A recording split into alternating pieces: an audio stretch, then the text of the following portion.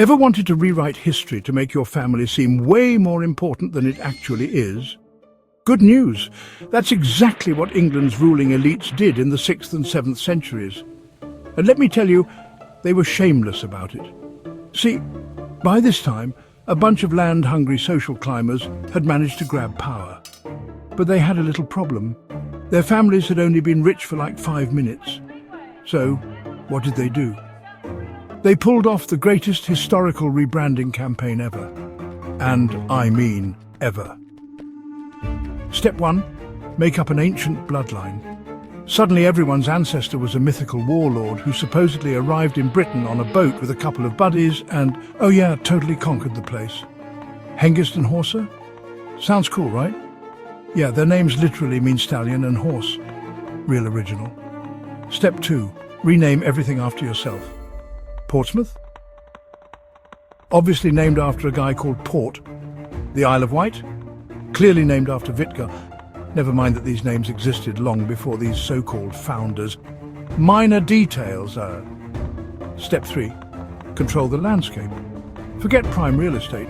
If you really want to look legit, dig up an ancient burial mound, toss grandma in there, and claim your family has ruled since time immemorial. Bonus points if you do it with a dramatic funeral, preferably featuring a burning ship and a pile of expensive loot. Step 4. Rock the right bling. The elite knew that nothing says, I'm better than you, like accessorizing. So they stole Scandinavian jewelry trends and covered everything in gold, silver and weird muscular animal designs. Because if your brooch doesn't scream mysterious foreign conqueror, then what's the point? Step 5. Take over old sacred sites. You've got a hilltop shrine your ancestors definitely didn't build. No problem. Just slap your name on it, start a few sketchy rituals and boom. Instant prestige. Step 6. Cement the lie. If all else fails, write some epic poetry about your ancestors being gods, warriors, or literal deities.